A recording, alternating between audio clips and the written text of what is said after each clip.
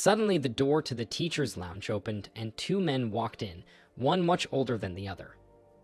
The younger one told the older one, as it turned out it was the chairman, that Jinho was the one who beat his grandson. The chairman came close to Jinho. The teacher immediately rose from his chair and explained to the chairman that he had decided to give Jinho a scolding for trying to slander Choi Young-soo for bullying his classmates. The chairman thought for a moment and then said that if all this was true, Choi Young-soo got what he deserved. The teacher could not believe his ears, so he asked the chairman again. The chairman explained that if everything Jinho said was true, then only his grandson was to blame here. As the grandson of the chairman of this school, Choi Young-soo should have understood better than anyone that bullying students was forbidden. The teacher told the chairman that of course Choi Young-soo did nothing of the sort.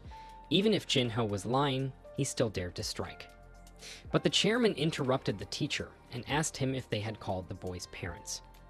The teacher replied that they had notified them.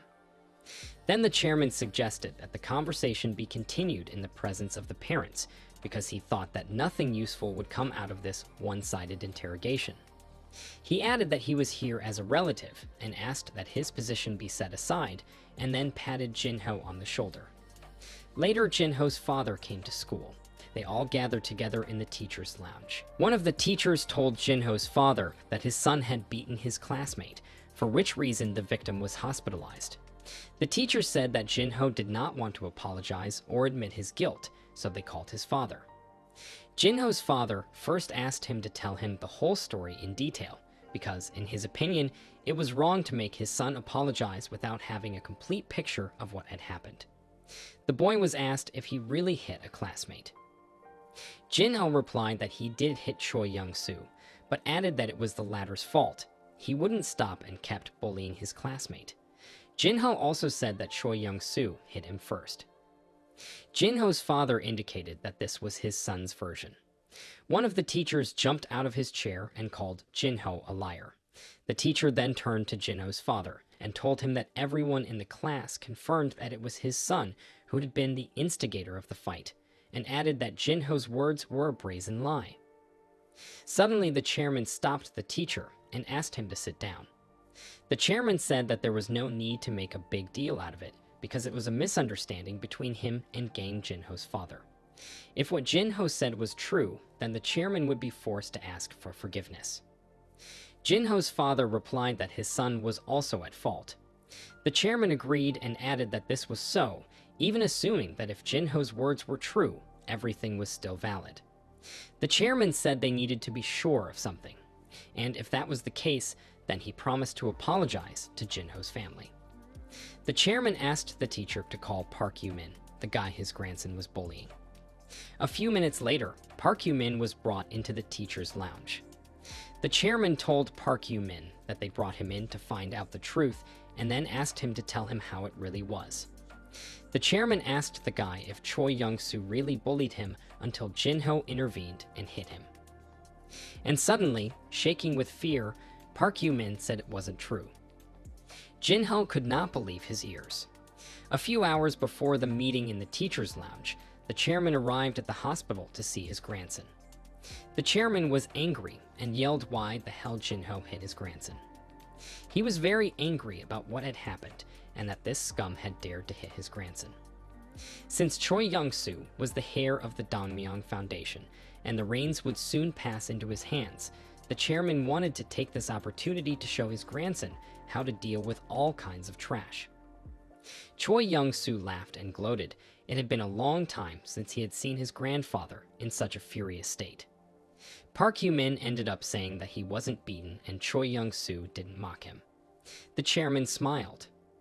Then he turned to everyone present and asked what they were supposed to do with Jinho. Jinho realized that they had planned the whole thing from the beginning. The chairman asked Father Jinho what he thought about this.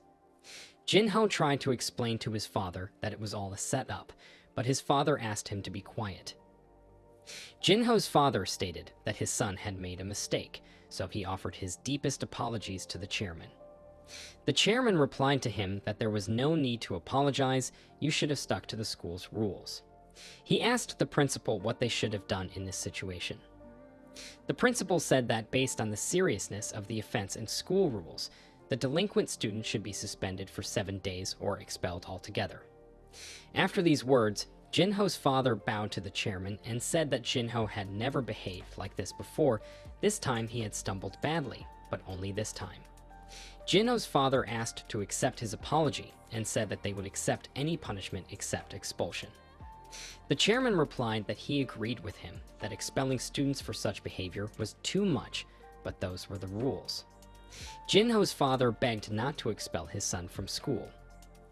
Jinho recalled that for several decades of his life, he had lived in a world where the strong dominated the weak. That world had not changed one bit. Jinho wanted to take that lying mask off the chairman's face. After that, the chairman declared that everyone was dismissed. He promised Jinho's father to do his best to keep his son from being expelled from school. Father Jinho thanked the chairman for this. Jinho and his father were driving down the street in a police car. Jinho tried again to explain himself to his father, but he interrupted him and said that he knew his son would never lie to him in such a situation. He said they were just cornered, said Jinho held up well, and there was no reason to bow his head since he was innocent. The father added that even if his son, who was innocent, had found himself in a situation where there was nothing left to do but grovel, he still would have done it instead of his son. He said that the most important thing for him was that his son live with his head held high, and asked Jinho not to worry about him. Jinho did apologize to his father. Afterward, Jinho finally got his punishment in the form of a 7-day suspension. Choi Young-soo was locked up in the hospital for 6 weeks, for which Jinho had to testify to the authorities. When he got home, Jinho took up self-control in earnest and deactivated the points responsible for the release of energy. Thanks to his father, Jinho was able to suppress his anger without even resorting to the emergency measure of rage absorption. Anyway, the chairman didn't stop there.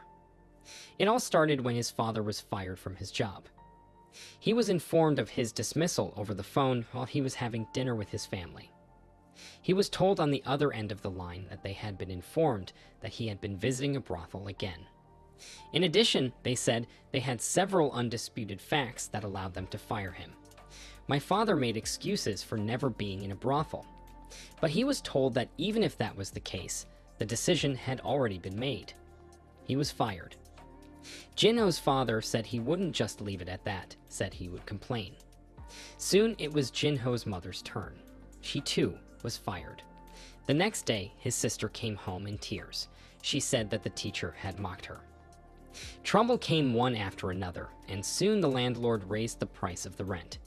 Since being punished, Jinho was left with nothing to do but sit at home. He felt the full burden of responsibility for this. One evening, Jinho put on his jacket and went outside. Next to the house, his father was sitting on a bench. He was drinking alone. When he saw his son, he asked where he was going. Jinho replied that he just went out to get some fresh air. Then his father apologized to him and said that everything that happened was not Jinho's fault. Staring into the empty glass, Jinho's father told him that he was too incompetent as a parent and could not even properly praise his son for his services. He apologized to Jinho again. Jinho asked his father not to talk like that, and then threw his hood over his head and said he would be back soon. Jinho only wanted to live a quiet, happy life. But he didn't understand. Where did he screw up? He pondered, wandering the night streets. Maybe if he hadn't hit Choi Young-soo back then, his life wouldn't have changed so much. Maybe he was too naive. He did not understand why he found no other way out of this situation, but acted like the last idiot. Jinho came to the park and began to take out his anger on the trees. He beat on the trunk of the trees with his fists without feeling any pain. His blows made leaves fly off the branches. Jinho never imagined that he would ever watch his family suffer. He didn't think Choi Young-soo could have done it all by himself. The chairman, Choi Myung-gu, did it all. He tried his best to ruin their lives. Jinho thought this place was no different from Zhongyuan. The strong subdues the weak. Injustice could easily become justice. One could get whatever one wanted with the necessary power to do so.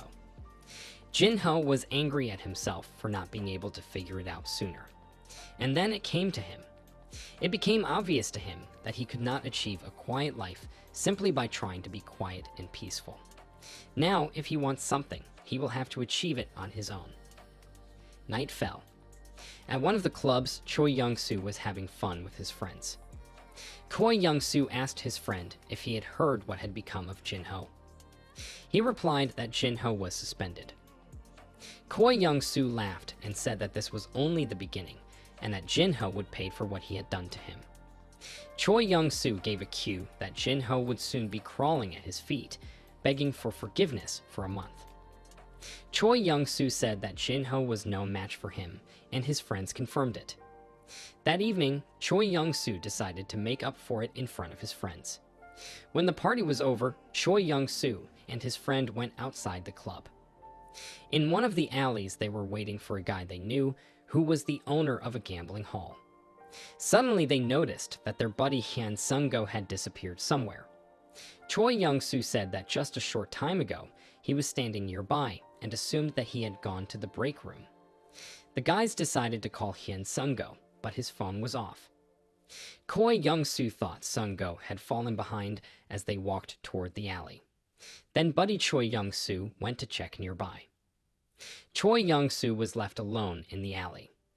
Out of boredom, he decided to call the girls, but suddenly he heard a strange noise at the end of the alley. Choi Young-soo tried to call his friend Min-sik, who had gone looking for him, but his phone was out of range. Choi Young-soo didn't understand why his buddy didn't answer. He became angry and thought that apparently his buddies thought they were his real buddies just because they were always making fun of him. In anger, Choi Young-soo kicked at the concrete wall. Suddenly, there was a shadow at his side. Choi Young-soo turned around and saw Jin-ho in front of him. Horror froze on Choi Young-soo's face. He didn't understand how Jin-ho had found him. Choi Young-soo threatened him not to lay a finger on him, or he risked getting into trouble. Jin-ho asked Choi Young-soo if he had any motives for doing this to his family. Choi Young-soo laughed and asked Jin-ho if he had come to beg him. Choi Young-soo told Jin-ho to know his place and suggested that he flop on the ground and roll back and forth like a faithful dog at his feet. Maybe then Choi Young-soo would accept his apology. Jin-ho replied that he understood Choi Young-soo's position. Suddenly, Choi Young-soo punched Jin-ho right in the face and called him a wuss. But immediately, an intense pain entered his arm. Choi Young-soo didn't understand why his hand was swollen after the blow, and he felt a strong throbbing pain. He felt as if he had hit a piece of steel with his fist. Jin-ho thanked Choi Young-soo for being exactly who Jin-ho thought he was, and he also apologized in advance if Choi Young-soo couldn't make it. Jin-ho also said that Choi Young-soo would be much easier if he knew how to ask for forgiveness. Did Choi Young-soo not understand what his opponent was saying? Jin-ho then kicked Choi Young-soo in the knee, causing him to fall and scream in pain. Jin-ho asked Choi Young-soo if he wanted to apologize. Jin-ho then grabbed Choi Young-soo by the shoulder and began to squeeze him. Jin-ho said that he tried to forget what was not worth remembering. Even when he was specifically with him, he tried with all his might to ignore it, for that was not the world he lived in. Jin-ho said that Choi Young-soo and his grandfather overstepped their bounds, that his grandfather made Jin-ho's father bow his head. Choi Young-soo, meanwhile, cried out in pain in his arm. Jin-ho went on to say that the moment his father bowed his head over him, he felt his blood boil.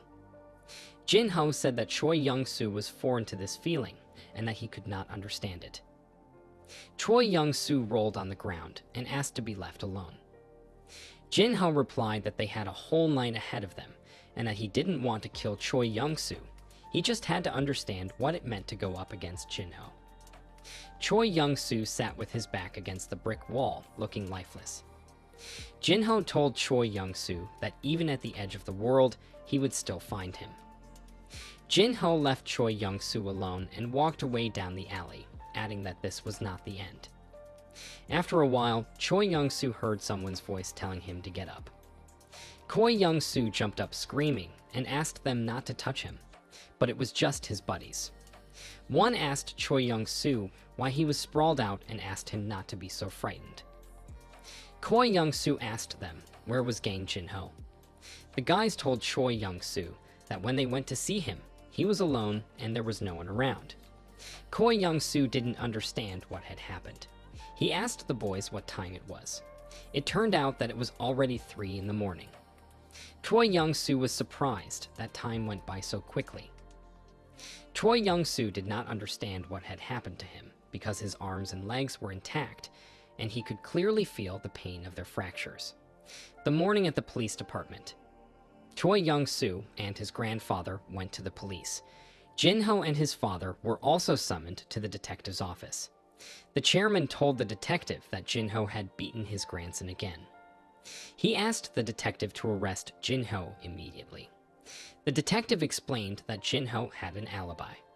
The policeman had a photo report which showed Jin-ho visiting the store, and this was at the time when they claimed the beating of Choi Young-soo took place. To top it all off, the store was quite far away from where the incident took place. The chairman shouted that it was all nonsense and insisted that Jin-ho had beaten his grandson. The detective replied to Chairman Choi Myung-gu that based on Choi Young-soo's words, he was beaten so badly that you can't just walk past such beatings. However, Choi Young-soo looked perfectly healthy and showed no signs of being beaten. The detective suggested that the chairman and his grandson, now that they had arrived, drop all their charges.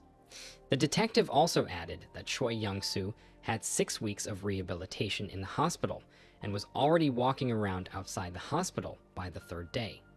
He explained to Choi Myung-gu that if they didn't drop their charges against Jin-ho, they could only make things worse for themselves because Choi Young-soo would not do well for perjury and violating a doctor's order. Then the chairman couldn't stand it anymore and started yelling at the detective and demanding that he call the chief of police.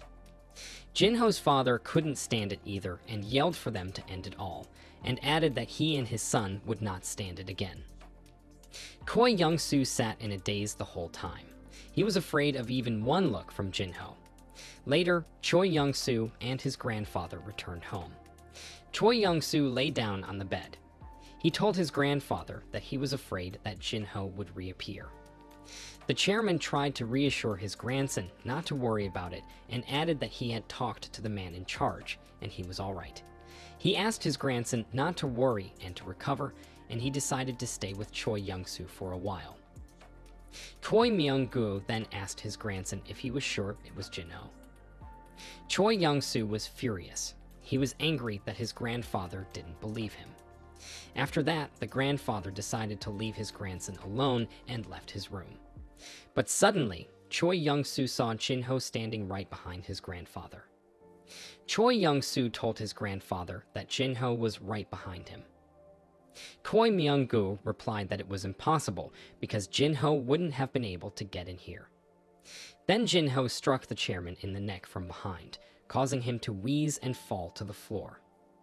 Jin-ho lifted Choi Myung-gu by the scruff of his neck and told Choi Young-soo that he only knocked out his grandfather for a while. Jin-ho told Choi Young-soo not to think that last night was just a dream. He didn't think Choi Young-soo would do anything stupid after what he said. Night was falling, and Jin-ho suggested that Choi Young-soo end it all. Jin-ho then extended his left hand, on which his fingertips flashed a flash of fire, to Choi Young-soo. Choi Young-soo was terrified. He started begging Jin-ho for mercy, apologized, and promised to do whatever he asked him to do. Jin-ho replied to Choi Young-soo that he had already given him a chance, and he ignored it. Jin-ho said that if Choi Young-soo wanted to apologize, he should have paid the price first. Jin-ho put his left hand on Choi Young-soo's face, and he screamed in terror, "What does he want to do to him?" After that, Choi Young-soo's eyes went dark. In the darkness, he heard Jin-ho's voice telling him that starting that day, the energy infiltrating him would shut down the entire nervous system that was responsible for his state of mind. No matter how hard Choi Young-soo tries, he won't be able to get rid of his negative emotions. He will sink into the abyss of suffering caused by his own fears. Jin-ho's voice told him that his grandfather would suffer no less, for he would have to be the eternal witness as he was devoured by agony. This was the punishment Jin-ho had prepared for Choi Young-soo. In the darkness, Choi Young-soo saw the Red Demon Master holding his severed arm. Choi Young-soo cried out in agony and pain. Jin-ho wished him a quiet and peaceful life. Jin-ho himself had already passed by the house, from which wild screams were heard. The next morning, Jin-ho's father turned the whole family out into the street. He bought 2 bicycles. The family did not understand why the head of the family bought a bicycle, and then even woke them up so early, because the occasion, in their opinion, was not worth it. His father explained that Jin-ho would have to go to school the next day, and since it was far enough to walk to school, and it was expensive to take him by car, he decided that a bicycle would be a good alternative. But his mother disagreed with him. She said it had only been a week since Jin-ho had been discharged from the hospital after the car accident, so it was too dangerous to suggest that he ride a bicycle. His father asked his mother why she wasn't worried about him having to ride a bicycle too. His mother replied, why should she even care about him? Jin-ho saw the bicycles and made sure that his father was really worried about him. Her sister thanked her father, told him that Jin-ho would definitely like his gift, and then asked her brother to make sure he didn't get hurt again. A married couple was driving a white car down the road. Suddenly, the wife looked out the window and then immediately asked her husband to go faster. The husband replied that they were already going 80 kilometers per hour, where else could they go faster? The wife apologized and said it was just a cyclist riding next to them. The man could not believe his eyes when the guy on the bike overtook him swiftly and got lost in the traffic. Later, Jin-ho arrived at the school. There he was met by his friend Jun In-yu. He greeted his friend, saying he was bored without him. Jun In-yu asked Jin-ho if he had improved his gamer skills while he was lying at home. Jin-ho said that now he could win even without a keyboard. On Jin-ho's first day back at school, some, like Jun In-yu, treated him as before, but there were also those who became uncomfortable when meeting him because they didn't stand up for him that day like he did. But Jin-ho didn't care. He believed that first of all, you feel betrayed when you expect something from others. Choi Young-soo was a nobody at school, and his bullies out on the street like they were avoiding Jin-ho.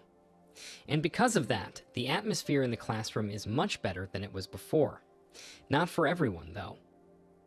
Park Hyu-min was still sitting alone at his desk. That day, a girl named Han-nun came up to Jin-ho in the hallway. She were in different classes, but she still came to talk to him, probably because she was very sociable. She said that she couldn't find Jin-ho at school for a long time, and then she asked if he really sent Choi Young-soo to the hospital. Jin-ho was uncomfortable seeing this girl, as he had been in love with her in his past life. Jin-ho replied that Choi Young-soo was just faking his illnesses. Han-nun said she didn't think Jin-ho had that kind of character, but she didn't like people who used violent methods. Jin-ho caught himself thinking that he was getting tired of this talk. Then the girl said that it seemed to her that Jin-ho had grown up, and his shoulders were wider, as if he had become more mature since the last time. Even his face had become masculine.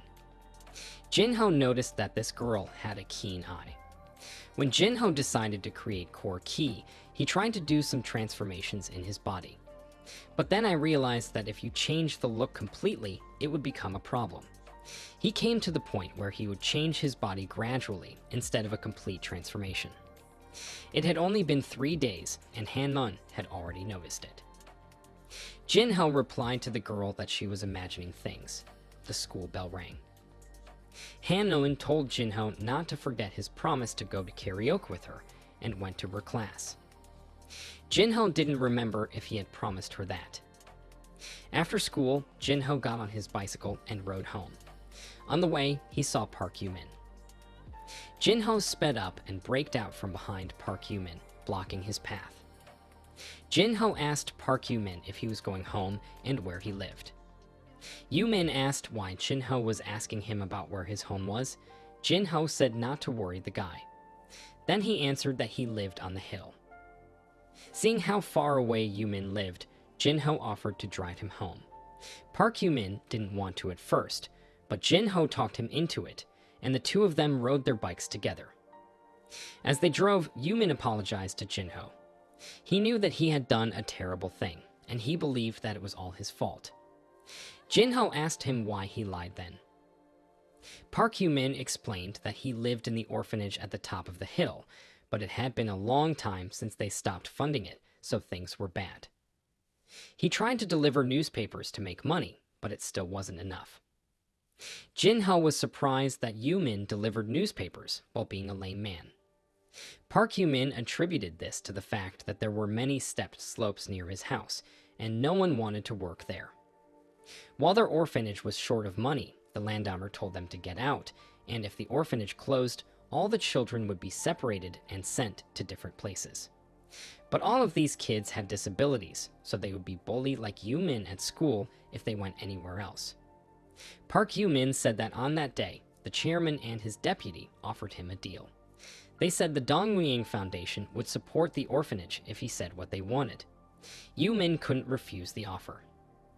Jinho told him that, in the end, now he could continue to live there. Yumin said it wasn't quite like that. From that day on, the chairman never contacted him again. Deep down, he knew that the chairman wasn't the right person to really help him.